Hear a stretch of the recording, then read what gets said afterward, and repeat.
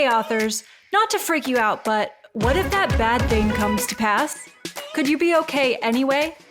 I'm Claire Taylor, and I'm going to prove to you that no matter what happens, you can continue to be a writer.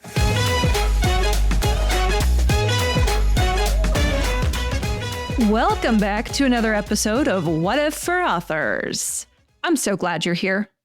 My name's Claire Taylor, and I'm an Enneagram certified coach for authors, as well as a humor and mystery writer. You can check out my latest book, Sustain Your Author Career, by going to ffs.media/sustain. Okay, I wish I could offer you a solid explanation for why it took me 25 episodes before I was like, I should probably do an episode on burnout. Burnout is a hot topic. It's one of those things ravaging our industry. Although, to be fair, I do feel like for the most part, we're moving toward the other side of it. Now, we're not completely on the other side of it, so don't worry if you're in burnout right now. You're not being left behind. But what I mean is the worst part of burnout is not realizing you're in burnout, not recognizing what it is. It's when you're feeling like there must be something wrong with me because I can't do the things I used to do, but I have no idea what's going on. That not knowing is often the most unpleasant part of burnout. But thanks to the work of people like Becca Syme, shout out, my girl Becca, burnout is getting much more awareness in our industry. It's being talked about, it's being destigmatized, and people are learning about it. So you may not feel just completely comforted by the knowledge that, oh yeah, this is just burnout. You might not be like, yay, burnout. Now that I know what it is, I feel completely better.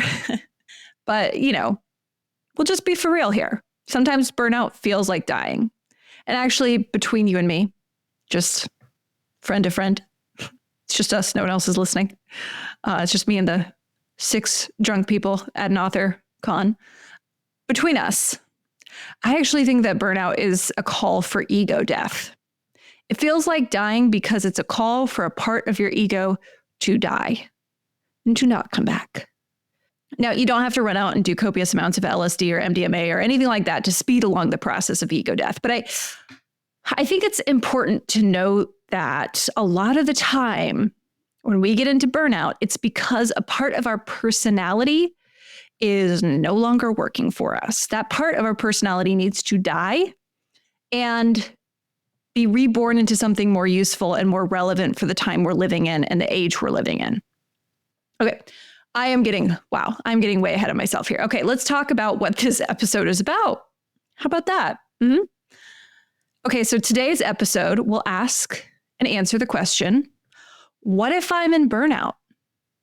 Now back to ego death. I do want to clarify what I mean when I talk about ego, because there are a lot of colloquial uses of it. And, you see it used in various ways. So what I'm talking about and what we talk about in the Enneagram circles is a more specific use of the word ego.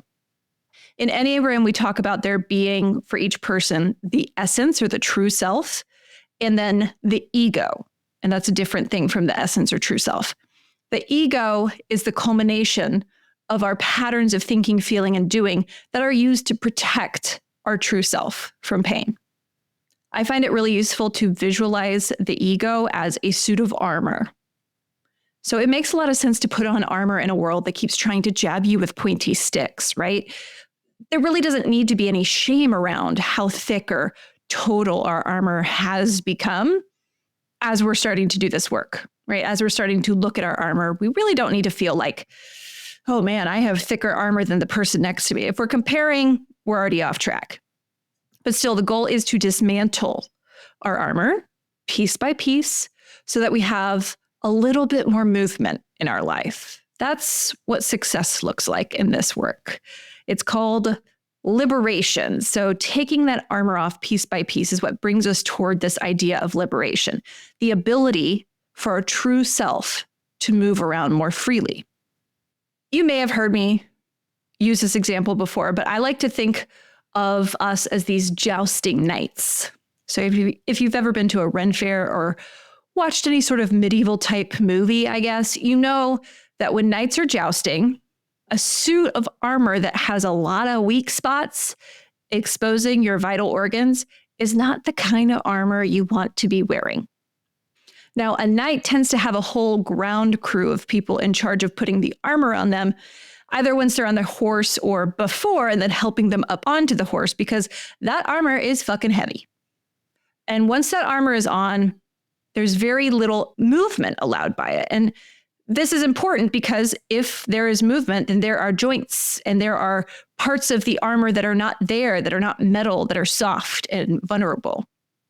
So the design of the armor for a knight who's about to joust is intentionally limiting. It has to be this way. There's a trade-off between movement and protection. And this is a really important consideration for someone who's about to ride their horse as fast as they can towards someone else who's riding their horse as fast as they can and carrying a pointy stick. But once the joust is over, the knight can't do much else until they get that armor off of them. They can't even turn their head in it. So that armor is appropriate for a situation where they don't need to turn their head, but it's not exactly protecting them in something else, some other situation where the ability to turn one's head is useful for survival or just useful for having a good time. So this is a little bit like what happens with our ego armor. Somewhat ham-fistedly, we put it on to protect ourselves from a particular situation. It's usually designed for us after the fact, as in we went into our first joust without any armor on and got slightly maimed as a result. So this would be like those deep wounds we feel as children, right? We didn't have the armor then, and we also didn't know how the fuck to joust, so we got really hurt. Then we designed some armor to protect against that particular kind of hurt. Over time, we've designed an entire suit to avoid that particular kind of wound. So maybe that wound is feeling rejected, feeling betrayed, or feeling worthless. Could be all kinds of things, but we've designed a suit of armor for ourselves that we hope has no weak spots to that kind of pointy stick. And then what we do is we forget that there's a whole hell of a lot more to life than jousting. And then we wonder why we're struggling with anything that doesn't feel like a fight, and where we're trying to turn everything into a joust when it doesn't need to be. Like, why can't we just enjoy the victory parade? Oh, because we're still in our jousting armor and it's 100 degrees outside and we can't turn our head to see the people waving at us. So you get the picture here, right? I won't belabor the metaphor too much. We all build these suits of armor, and the things that happen to us when we're young will determine how thick and impenetrable we've decided our armor needs to be. So some people's armor won't be as thick going into adulthood as other people's. It won't be as complex or as limiting to its range of motion. Is that fair? Nope. But it's also out of our control. It's in the past, it happened. It doesn't have to be fair. It just is what is. So what is in our control is gaining awareness of the armor we're wearing and how much it's limiting our movement and everything outside of the jousting arena. These pieces of armor may have even been designed so long ago that it's not even helping us in the jousting arena like we thought it was. So what does this have to do with author burnout? Great question.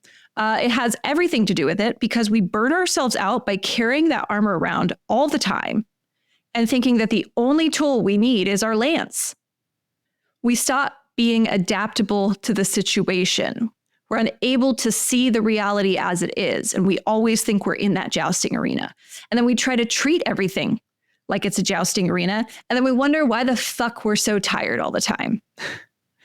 Now, this is not to blame anyone for their burnout, because I don't think it's useful to blame anyone for something like this. Sometimes we get into burnout because life deals us a straight flush of shit. We don't have time to adjust to the onslaught of shittiness. We don't have time to decide what armor needs to come off. And so life just kind of knocks us onto our side where we're stuck on the ground until, our ground crew comes along and lifts us up, or we figure out how to take the damn armor off ourselves. It's really important when talking about burnout to find a balance between taking accountability for what we can control in this and not beating ourselves up for not knowing better previously. So yes, in this episode, I'm going to explain how you got yourself into this mess, but there's no point in being mad at yourself because there was no way you could have known. Nobody teaches us things like this when we're younger. And even if they did tell us about it, even if they did share important wisdom, there's a certain amount of having to learn things the hard way that goes along with this sort of work. So even though I may tell you how to avoid getting into burnout, and it may be exactly what you needed to hear, you may not listen if you haven't experienced enough pain from the patterns that I'm warning you about. And that's okay. I do the same thing. A lot of the times, authors will come to me and ask, hey, what do I need to know so that I don't make any missteps, so that I can avoid ever experiencing the pain? And I could tell them, sure, I'm like, oh, you're a 7. Here's some things that you may run into. But they're going to run straight into those things anyway. So a lot of the time, I won't tell you the thing before you're struggling with that particular issue, outside of this podcast, obviously. But that's because the pain isn't enough for you to listen to me yet. We have to go through the pain before we're willing to change. So if you're in burnout or you're heading into burnout, that's a signal that you're almost ready to try something new. You're almost to the point where the weight and the burden of your existing armor is less tolerable than the pain you're worried you'll experience if you take it off. The armor we're wearing lies to us. It tells us that this is the only way for us to survive, by wearing it.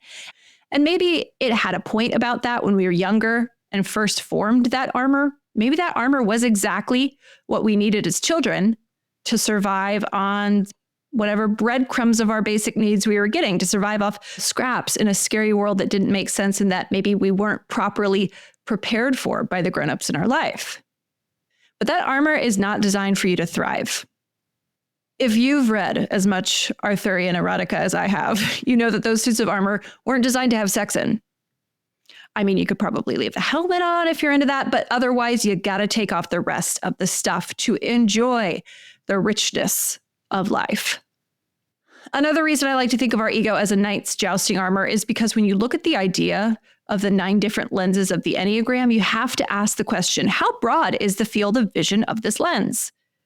We run into the problems of our type the most when we start to really narrow our field of vision. We can only see a single path forward. So this may look like a mentality of success is the only option, right? Narrowing that lens. Or not acknowledging that there are other ways to publish a book that are just as equally good and respectable as doing 8 rounds of revisions and hiring multiple proofreaders to make sure that not a single typo slips through. So those ways that we narrow our lens and our field of vision could also look like immediately believing a project has no potential or is not worth our time, and then skipping to another project and a brand new shiny project over and over again without ever finishing a single project. So it's these patterns of our type that are somewhat predictable. That narrowed lens, that narrowed field of vision is made up of patterns of our type that are somewhat predictable. But we start to really begin that they're the only way one can properly proceed through life. It looks like believing that you can only make money in this business and really, really wanting to make money if you publish a book every 2 months. So a belief like that will narrow your field of vision very quickly. And this draws my mind back to that suit of armor. And I know you're still thinking about the Arthurian legend erotica. That's all right. Enjoy. But this draws my mind back to that suit of armor because it's not designed to let us turn our heads. You only have a very narrow slit in the visor because the larger that slit, the more you risk a lance tip taking out your eye. So more vision is dangerous in the jousting arena. Even a small slit for your vision could mean a splinter makes its way through and takes your eye out.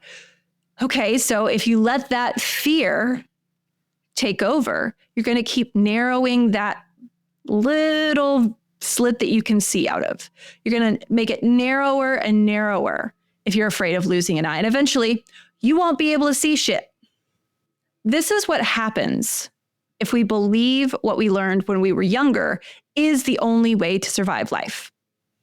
What happens if every time a little splinter makes its way through, rather than getting used to the pain of the splinter, we decide to armor up even more? The first thing that we really need to remember is that we are not jousting knights. Write that down on a piece of paper and postmark it to your nervous system. We are not jousting knights. You are not in a fight for your life. As I like to say, there's no such thing as a life or death publishing emergency. What we think are lances with tips that could drive straight into our hearts tend to be things like rejections from agents, 1-star reviews, an author we admire not wanting to be our friend.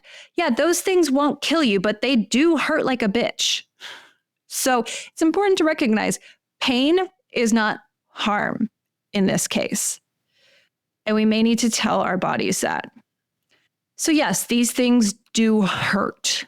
But if we convince ourselves that we won't survive them, which is what we do every single time we reinforce that fear by avoiding it and armoring up more against it, we'll end up never experiencing the pain that we need to be free of those fears, or at least free enough to live beside them rather than as their servant. If you're in burnout, it's very likely that the cause is carrying around too much armor all the time and wearing a helmet with too small a visor to see through anymore. Usually what happens is that the patterns of thinking, feeling, and behaving that we've followed our whole life, maybe they worked okay for the most part.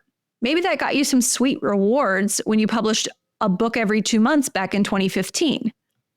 Maybe in that environment, it launched your career into something you didn't know was possible. Congratulations. You've just enforced an incredibly unsustainable pattern. Nice. But of course, the environment changes. And you are now 9 years older than you were in 2015. Sorry to be the one to break the news. And you've also lived through the stress of a pandemic. Maybe you have long COVID. Maybe you've lost some people and you're carrying around some grief, or you just don't have the capacity to continue carrying around the weight of that particular pattern of workaholism. It can be really confusing when something that worked for us before stops working. Our first impulse as human beings tends to be to simply do a lot more of it to see if it starts working again. So if publishing a book every 2 months in 2015 worked and it's not working anymore, then probably what I need to do is publish a book every month or 2 books a month. And then the question simply becomes, well, how the fuck do I do that? Because that is wild. All the people I went to college with would dislocate their jaws with how quickly those jaws would fall to the floor if you told them that there were people out there publishing even just a book every 2 months. I've seen it. I've told them. Their jaws become dislocated. It's horrifying to watch. But you can see how publishing a book a month doesn't actually solve the problem that you're faced with. Because yeah, maybe that's getting your career going again. Maybe you went from a book every 2 months to a book every month. Okay, we've accelerated this pattern. But what about when things change again in 9 more years? You haven't addressed the problem.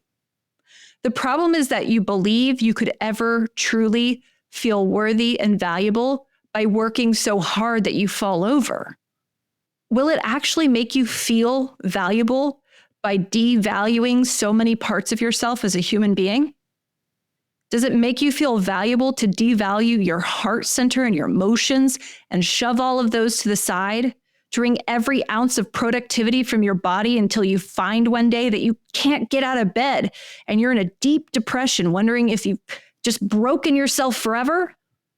Or is the problem that you developed armor at a young age to protect you from feeling worthless and without value, and that armor took the form of shutting out your emotions to get more done and produce more things that other people thought were valuable?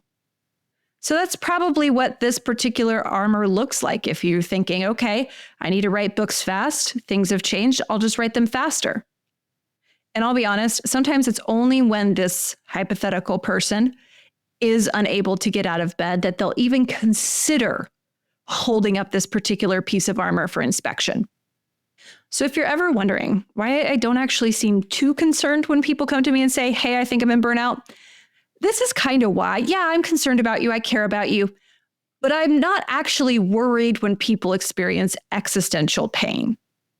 It's an essential part of life. It's an essential part of being awake to life and growing. And it's only when we're in pain that we can no longer avoid that we're willing to have a real, honest discussion and we feel ready to try something drastically new. And make no mistake, if you're in burnout, you will not be getting out of it through superficial changes. You're not in burnout because there was one project you said yes to that you shouldn't have. You're in burnout because there are dozens of things you've said yes to that you should have said no to. If you go and say no to a few of those things, you might start to feel your energy come back. But until you address the patterns, beliefs, and fears that are telling that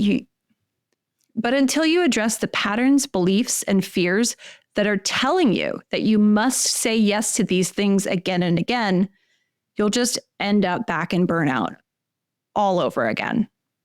So I tend to be a little bit of a hard ass when we're talking about burnout, because if I try to protect your feelings and your ego here, if I try and protect you from the pain that's required, I'm not actually helping you.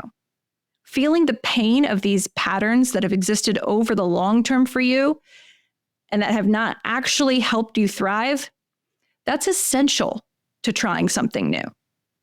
I would be doing you a disservice if I provided your ego any relief from this pain. What I will offer you is something for your true self, and that's hope. All of this can be changed. All of this can be overcome. But anyone who promises you that this is a fixable situation without pain is absolutely full of shit. They either don't know what they're talking about or they don't actually care about you. They may also know that our ego will absolutely dump some money on the promise of things getting better without going through the pain that's necessary for transformation. Ooh, our ego loves that promise, and it will convince us that this is the way. But it's not.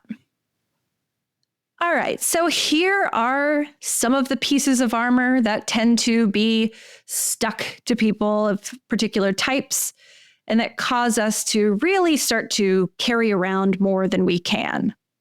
So if we start to see how much we're armoring up against these particular pain points, these fears, and if we start to see the patterns we're using, we can then start to bring our decision-making skills to the party and begin to decide each time we feel that pain or fear, do I want to armor up more, knowing it'll save me from this pain but limit my mobility? Or do I want to take the curious approach and see if this is something I can get through without the armor, so I can maybe build more confidence in my ability to handle it in the future? All right, here we go. Buckle up. Ones, your fear of criticism is burning you out. Think about all of the things you do in your author career to avoid feeling criticized by others or by yourself. Where do you overburden yourself and your writing and marketing process simply to try to be completely above reproach? So this can look like the pattern of perfectionism. That's what the armor tends to look like. It can also look like self-righteousness. Twos, where is your fear of rejection and your anxiety about being unworthy of love causing you to do too much for too many people in the author world? Have you taken on a maternal role for your readers? Are you treating them like children who can't care for themselves? How much of your daily energy is going towards serving others just to avoid feeling like you're unwanted? So this often takes the form of porous boundaries and not having a clear idea of what is yours and what is others to take care of. Threes, where is your fear of failure causing you to spend extra energy building and maintaining a public image of success? Where in your author business have you spent your energy covering up and glossing over things that feel like failures, rather than sitting with the negative emotions that come up from not achieving a goal, moving through those, and maybe cleaning up the mess? Where has your need for success kept you from even trying things that you're worried you could easily fail? Where have you suppressed the energy that comes from expressing your authentic self to avoid your fear that the audience won't approve? So this often takes the form of the armor of spinning everything into a win to create a false image of being comfortable with failure. What do I mean? Well, first of all, if you do that, the audience can tell. But it looks like, those kind of cringy LinkedIn posts, right? Like, here's what having my wife leave me and losing custody of my kids taught me about being a better author. So that's obviously an extreme example. But even the more subtle examples, people can see through it, right? So you might as well just accept the failure and just spend a little less time spinning that image of success. Because beyond just people being able to see it, most importantly, doing that is disconnecting you from your true self. And you deserve to get in touch with your true self so you can finally recognize your inherent worth and value. 4s, your fear of abandonment is leading you to spend a lot of energy trying to prove that you're special and irreplaceable and that people ought to keep you around. So think of all the ways you structured your author business around trying to prove that you're different from every other author. Have you started marketing yourself so incomprehensibly that people maybe can't even connect to the message in the first place? Sure, that's almost a guarantee that you won't be abandoned by readers, but it's also not getting you the deep connections you're looking for. It takes a lot of work, and you may just not have readers in the first place. So this fear of abandonment often takes the shape of the armor of complication, making things more complex and complicated than necessary to prove to yourself that there's nothing like it, that it's completely unique and therefore irreplaceable. So imagine, if you will, the benefits of being abandoned by the right people. You don't want everyone to stick around. You want as many fresh eyes as possible on your work so that you can find the right audience over time. So that fear of abandonment is keeping you from telling people about your work. But if you weren't so beholden to that, think of the numbers game you could play. If it didn't bother you that the wrong people for your work were abandoning it, you might feel freed up to show your work to 1 million people, let's say, in the hopes that 10,000 would like it. 5s, your fear of ridicule and looking incompetent or foolish is probably limiting your scope of what you'll admit to yourself that you don't know. So you probably think of yourself as a learner, most 5s do, but ignorance is a prerequisite for learning. So if you won't admit your ignorance on matters related to writing and publishing, you may have unwittingly closed off your path to learning with your desire to already know. So maybe ask yourself, where has that fear of looking foolish cut off your curiosity in your author career? Where has it disallowed you from connecting to your emotions and intuition, knowing that doing so may open you up to ridicule from others? Where have you narrowly defined what it means to know something, keeping you from exploring mysteries that could inspire your work and delight you with new ideas for sharing your work with others?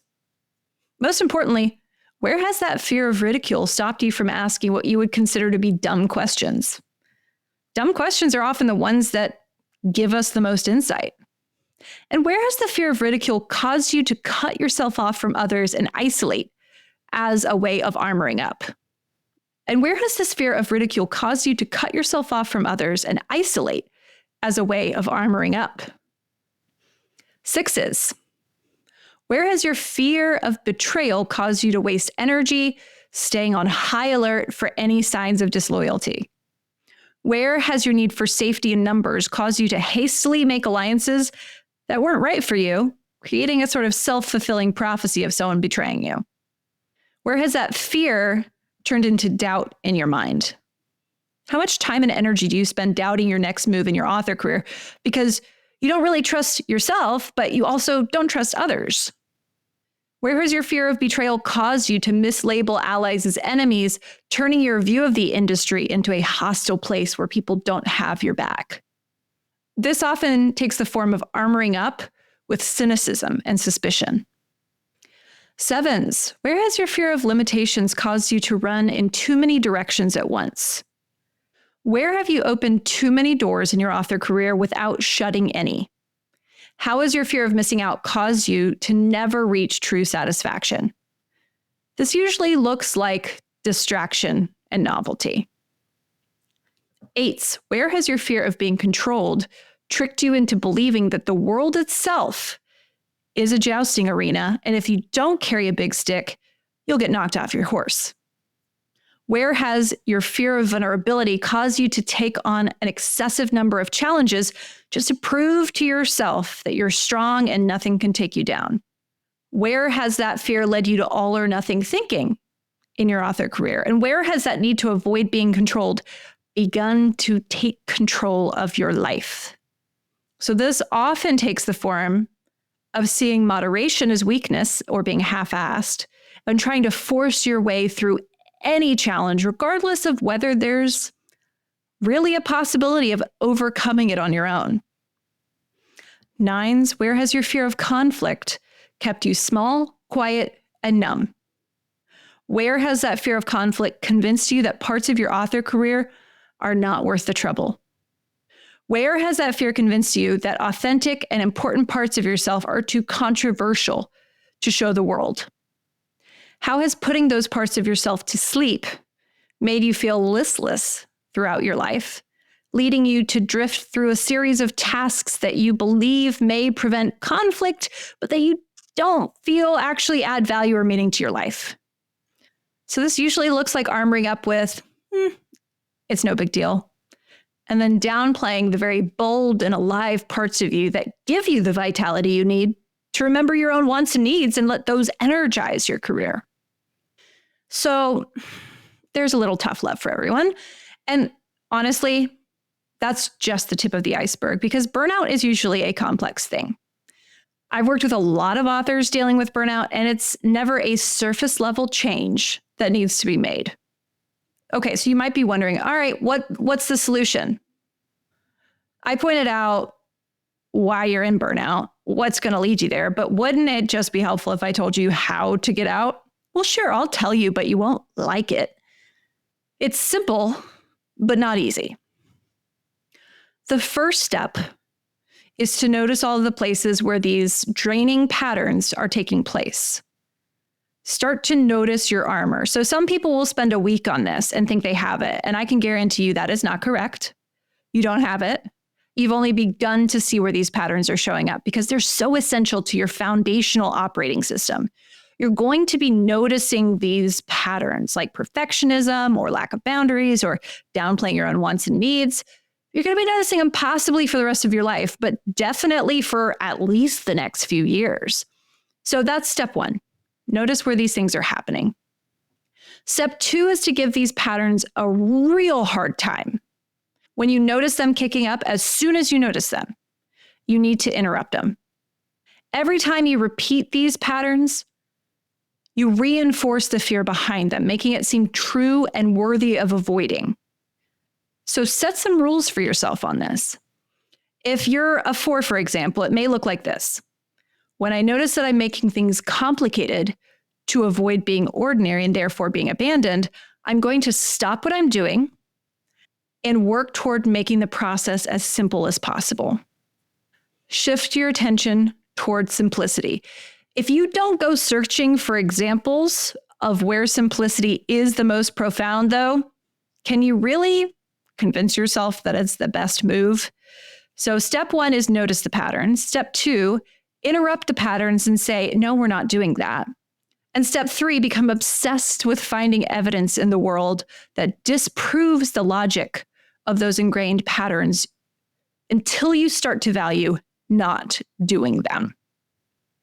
And then step 4, do literally anything other than what you were about to do as part of that deeply ingrained pattern. Anything, just not that, So sometimes it's actually best to swing hard in the other direction, just so you can see for yourself that the result isn't necessarily better or worse than the one you were getting. For instance, one of the common pieces of advice for type 1s who want to be perfect and follow all the rules is to intentionally break a rule, and not just a rule that you think is stupid to begin with. Intentionally break a rule and do something bad. not a murder. Don't do that. But there's a lot in between. So do it with full consciousness that that's what you're doing. What you may find, and what I've found, is that it doesn't really change all that much about the world. And that can sort of break the spell that we create for ourselves as one that says that, it's up to me to make everything work perfectly. I have to control all of the things. I have to control my urges completely if the world is not going to spin off its axis. But you have to disprove that. So I can do a bad thing here and there just because it's a little fun, and it doesn't drive me as crazy when I see other people aren't doing exactly what I believe to be the right thing. So that's a nice result. And listen, this can be something small, like, I didn't wipe down the gym equipment after I worked out. Right? But try something that's contradictory to your initial pattern. Okay? Whatever your type, whatever your initial impulse, try doing the opposite just to see that things can still work out. And then step 5, ready? Do all of those steps over and over and over again until you die. Forever, Claire? You want me to practice these 5 steps forever? Yeah, it's called changing practices. You've been doing particular practices your whole life, but calling them the way things gotta be. So now all we're doing is replacing those faulty practices that got you into burnout with new ones that are healthier and support your freedom and well-being. Over time, and if you maintain these new practices, they will start to feel nearly as natural as the old ones, but with way better results. Now you may be asking, is this really the solution? Are these 5 steps really how I get out of burnout? And the answer is yes, absolutely. I know that seems like a big promise, and I don't usually make promises that big, but for this I will. It'll take time, no doubt. It may not take years to get out of burnout, and it's going to be little by little that you get there. But you will get there if you start to question these practices and follow these 5 steps that are just sort of the process. So you will get out of burnout. It'll take time, and it will also take support. That's important. It's almost impossible to get yourself out of burnout without support from other people. But we burn out on life at that deep, core spiritual level when we cling too hard to beliefs that are just plain lies. These beliefs worked for us at some point to help us survive, but they're smothering the life out of us and keeping us from thriving. Over time, that will burn you the heck out. The problem is the armor. I would rather see you go too far, see you running around naked, metaphorically speaking, than to wear all this armor and continue to keep it on. We do have to adjust to some of the painful realities of life when we start to take that armor off piece by piece. But good God, does it feel amazing to be free of it? If you've experienced one of these moments, and most of you have, where you've deconstructed a belief and realized that life was just much better once you did that, you know why this is worth the pain of doing it. You know why I spend hours every week putting this podcast together for $0 to help people avoid things like burnout. And if you're in burnout, I want to help you find your way back in such a robust way that you're less likely to end up there again, because I genuinely believe that this world is better for everyone when we take our armor off and stop pretending that life is a joust. It's a hell of a lot more than that, thank God. So if you're wondering, what if I'm in burnout? My answer is that you're positioned for one of 2 things. You can either try a superficial adjustment and wonder why it's not working, or you can finally be honest with yourself that your ego armor has dragged you down. The scariest thing is pulling off some of those pieces of armor. But do it. Do it. It's scary, but you can do it. I've gone through it myself. Now, you may not be able to do it alone, so if that's your expectation, get that out of your head. You need support, but more importantly, you deserve support. So this may look like friends supporting you. It may look like a tough conversation with your spouse where you tell them about your needs or ask if you can temporarily quit your job that you hate and try something new. And yes, burnout comes from mental and emotional patterns, but it also has a very real effect on your body. Similarly, if you have an unaddressed issue in your body, like maybe you're going through perimenopause or menopause, or you have an undiagnosed illness or anything chronic, anything like that is going to intensify your existing mental and emotional patterns. So maybe you need to go see a doctor. Maybe that's part of this recovery process. But figure out what support you need. Maybe it's asking someone, hey, I'm actually too burned out to figure out what I need. Can you help me figure out that first step? That's fine too. There is a path forward that will last for a meaningful amount of time. So it's up to you. Are you ready for the challenge? I promise it's worth the pain. Thanks for listening to this episode of What If for Authors. I'm really glad you stuck with it. And if you have any questions about this complex topic, you can reach out to me at contact@ffs.media. We can set up something to get more into the individualized nitty-gritty of your particular situation. Thanks for joining me. I hope you'll join me for the next episode. Happy writing.